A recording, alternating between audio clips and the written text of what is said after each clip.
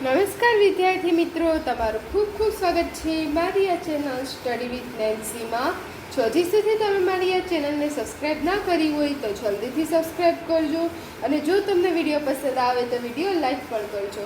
તો જુઓ, આજે આપણી પ્રકરણ નંબર 4 માહિતીનું નિયમન સ્વાધ્યાય 4.2નો પ્રશ્ન નંબર 4 અને પ્રશ્ન નંબર 5 જોઈશું. તો જુઓ, સૌથી પહેલાં આપણે પ્રશ્ન નંબર 4 જોઈએ. તો અહીંયા જુઓ, પ્રશ્ન નંબર 4 આપેલો છે કે એક ચબરખી એટલે ચિઠ્ઠી પર માત્ર એક જ નંબર લખેલો હોય તેવી કુલ 10 ચબરખી પર 1 થી 10 અંકો લખીને તેને એક ખોખામાં રાખી તેને સારી રીતે ભેળવવામાં આવે છે. તેમાંથી કોઈ એક ચબરખી જોયા વગર પસંદ કરવામાં આવે છે. તો નીચેની ઘટનાઓ માટે સંભાવના શોધો. કે એક ચબરખી છે એટલે એક ચિઠ્ઠી ઉપર એક નંબર લખે, કે એવી 10 ચિઠ્ઠીમાં 1 થી 10 નંબર લખે છે, એટલે 1 થી 10 અંક લખે છે 10 ચિઠ્ઠીમાં. 1 2 3 4 5 6 7 8 9 10 એવી રીતે લખે છે, અને એમાંથી એક બોક્સમાં નાખી અને એક ખોખામાં નાખી સરખાઈ રીતે ભેળવીને કોઈ એક ચિઠ્ઠી લે છે. તો આપણે ઘટનાઓ માટેની સંભાવના શોધવાની છે. તો સંભાવના શોધવાની હોય ત્યારે આપણને પહેલાં તો કુલ પરિણામ લખી લેવાના. તો અહીંયા જો આપણને કુલ પરિણામ કેટલા આપ્યા છે, કુલ પરિણામ બરાબર કે કુલ આપણને કેટલી ચિઠ્ઠી આપેલી છે, આપણને કેટલા પરિણામ મળી શકે. તો કુલ 10 પરિણામ મળી શકે, 10 અલગ અલગ મળી શકે. 1 આવે, 2 આવે, 3 આવે, 4 આવે, 5 આવે, 6 7 8 ને 9 10 એવી રીતે કુલ કેટલા પરિણામ મળી શકે, 10 પરિણામ મળી શકે.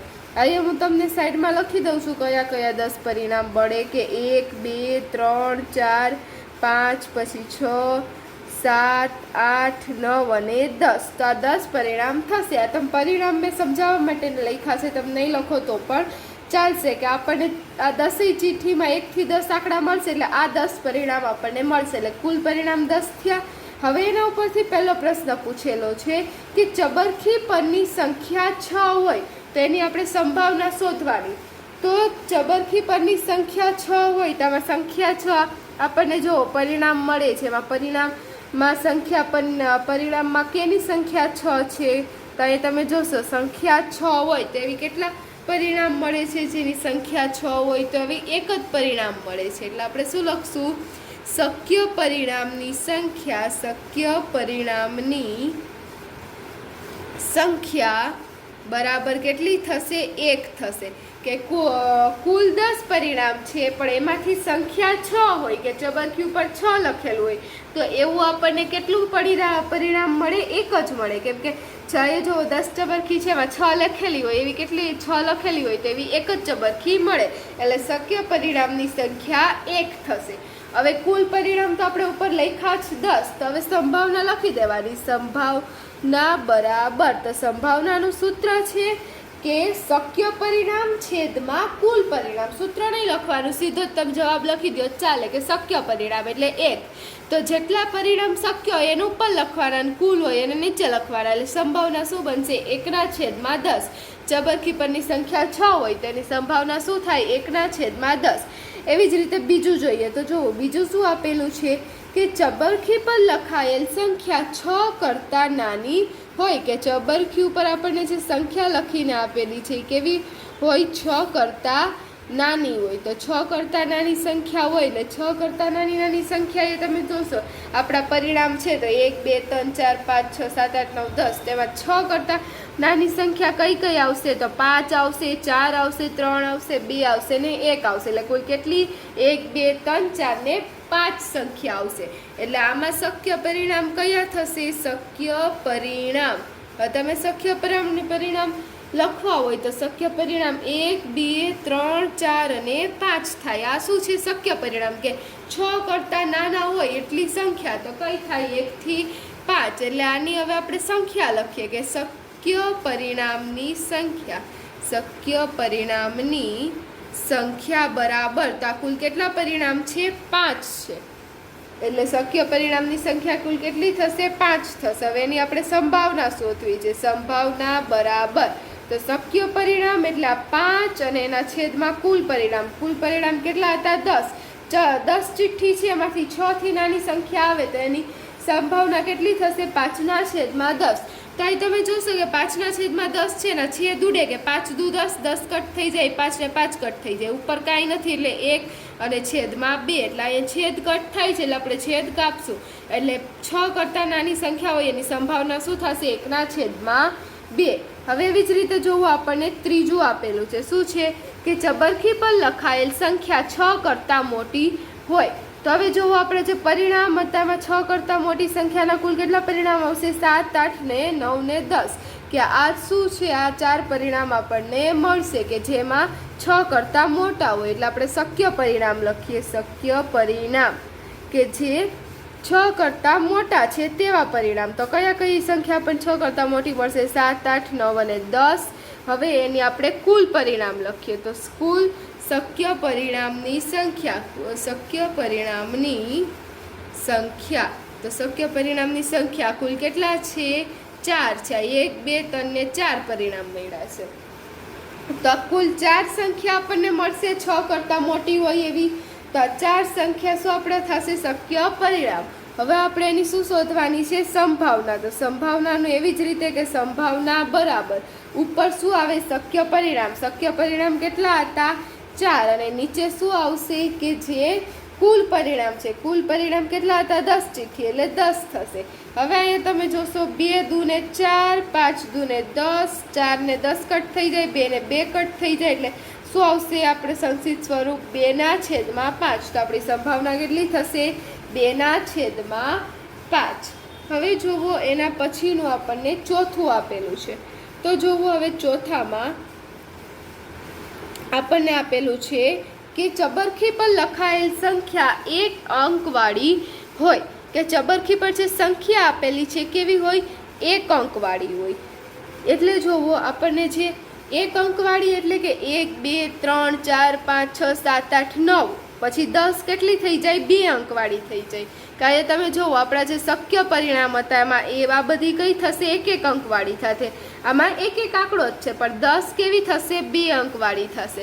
એટલે આપણે 1 અંકવાળી જ ખાલી લખવાની છે. એટલે આપણે લખીએ કે શક્ય પરિણામ. તો શક્ય પરિણામ કયા થશે? શક્ય પરિણામ બરાબર આપણને 1, 2, 3, 4, 5, 6, 7, 8 ને 9 આ બધા જ શક્ય થશે, કેમ કે આ બધામાં જો 1 આંકડો આવે છે પણ 10 નહીં આવે. 10માં કેટલા? 2 અક્ષર થઈ જાય. એટલે હવે એની આપણે પરિણામની સંખ્યા લખીએ, શક્ય પરિણામની સંખ્યા, પરિણામની સંખ્યા બરાબર. તો શક્ય પરિણામની સંખ્યા કુલ કેટલી થશે? તો કુલ કેટલા પરિણામ છે? 9 પરિણામ છે. એટલે શક્ય પરિણામની સંખ્યા બરાબર 9.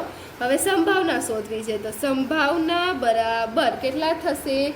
9/છેદમાં આપણા કુલ પરિણામ. કુલ પરિણામ કેટલા હતા? 10 હતા. હવે તમે જોશો આપણી સંભાવના કેટલી મળશે? 9/10. અહીંયા છેદ નહીં ઉડે તો નહીં ઉડાડવાના, ઉડે તો ઉડાડવાના. તો આ જોવો આપણા ચોથાની સંભાવના મળી. હવે આપણે એના પછીનો પ્રશ્ન 5 જોઈએ. તો હવે જુઓ 5મો પ્રશ્ન આપેલો છે કે જો તમારી પાસે 3 લીલા રંગના વૃત્તાંશો, 1 વાદળી રંગનું વૃત્તાંશ અને 1 લાલ રંગનું વૃત્તાંશ ધરાવતું ફરતું ચક્ર હોય છે, તો તે લીલા રંગનું વૃત્તાંશ મળવાની સંભાવના કેટલી અને વાદળી રંગનું ન હોય તેવા વૃત્તાંશ મળવાની સંભાવના કેટલી? કે આપણને જો એક વૃત્તાંશ આપેલું છે, એક વર્તુળ હોય, એમાં એ વર્તુળ છે તેમાં 3 લીલા રંગના વૃત્તાંશ છે, 1 વાદળી છે અને 1 લાલ રંગનું વૃત્તાંશ છે. તો હવે એમાંથી આપણે કહેવાનું છે કે ચક્રમાં લીલા રંગનું વૃત્તાંશ મળે એની સંભાવના અને વાદળી રંગનું ન મળે એની સંભાવના. તો હવે જોવો પહેલાં તો આપણે કુલ પરિણામ લખીએ.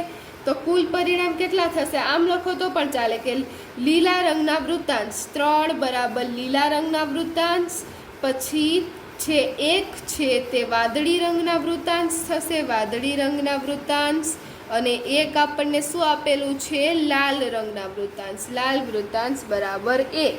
અને આ બધા જ થઈને કુલ કેટલા છે? 5. એટલે 5 બરાબર આપણે શું લખશું? કુલ વૃત્તાંશ. હવે આ કુલ વૃત્તાંશ છે ને આપણે શું લખી શકીએ? કુલ પરિણામ પણ લખી શકીએ કે કુલ પરિણામ. તો આ જોવો આપણને કુલ પરિણામ કેટલા મળ્યા? 5 મળ્યા. હવે આપણને પહેલું પૂછેલું છે કે એમાંથી આપણને લીલા રંગનું વૃત્તાંશ મળે એની સંભાવના કેટલી? તો આપણે લખીએ એમાં પહેલું કરીને કે લીલા રંગના વૃત્તાંશ મળે તેની સંભાવના, લીલા રંગના વૃત્તાંશ મળે તેની સંભાવના બરાબર તો લીલા રંગના વૃત્તાંશ મળે તેની સંભાવના કેટલી થશે? તો ઉપર શું આવે? શક્ય પરિણામ. તો લીલા રંગની કુલ કેટલી છે? કેટલા વૃત્તાંશ છે? 3 છે, એટલે 3 અને કુલ કેટલા વૃત્તાંશ છે? 5. લીલા રંગના 3 મળે અને બધા જ થઈને કુલ કેટલા છે? 5, એટલે 3/5 આપણી શું થઈ જશે? સંભાવના થઈ જશે. હવે એના પછીનું બીજું આપેલું છે, તો બીજું જોવો અલગ છે કે એમાં શું છે? વાદળી રંગનું ન મળે તેની. તો હવે જોવો વાદળી રંગનું ન મળે તો પહેલાં તો આપણે લખી દઈએ કે વાદળી રંગનું વૃત્તાંશ ન મળે તેની સંભાવના બરાબર ન મળે તેની સંભાવના બરાબર. તો હવે તમે જોશો કે વાદળી રંગનો કેટલો વૃત્તાંશ છે? 1 વૃત્તાંશ છે, એટલે વાદળી રંગનું ન મળે તો એના સિવાય બીજા કયા રંગ છે? લીલા રંગ અને લાલ રંગનું મળે. વાદળી નહીં તો કયા? લીલા અને લાલ, એટલે આ બંનેને થઈને મળે એ. તો 3 કેટલા? લીલા રંગનું 3 અને લાલ રંગનું 1, એટલે કુલ કેટલા થશે? 4 થશે. વાદળી રંગનું વૃત્તાંશ ન મળે તેની સંભાવના, તેમાં શક્ય પરિણામ કેટલા થશે? 4 થશે. આ તમે કુલ વૃત્તાંશમાંથી આ વાદળી વૃત્તાંશ બાદબાકી કરી દો તો પણ ચાલે કે વાદળી રંગનું વૃત્તાંશ ન મળે તો છે કુલ વૃત્તાંશ છે 5, એમાંથી વાદળી રંગનું 1 વૃત્તાંશ બાદ કરી દે તો કુલ કેટલા આપણને મળે? 4 શક્ય પરિણામ મળશે કે 4 વખત આપણને વાદળી વૃત્તાંશ ન મળે. અને છેદમાં કુલ, તો કુલ કેટલા? 5 છે, એટલે 4/5. તો આપણા બીજાની સંભાવના થઈ ગઈ, વાદળી ન મળે તેની સંભાવના. તો આ જોવો અહીં આપણો જે પ્રશ્ન નંબર 4 અને પ્રશ્ન નંબર 5 હતો તે પૂર્ણ થાય છે. જો તમને વિડીયો પસંદ આવ્યો હોય તો લાઈક શેર સબસ્ક્રાઈબ કરજો. જો હજી સુધી તમે મારી આ ચેનલને સબસ્ક્રાઈબ ના કરી હોય તો જલ્દીથી સબસ્ક્રાઈબ કરજો, જેથી તમને મારા બધા જ વિડીયો સૌથી પહેલાં મળી રહે. Thanks for watching.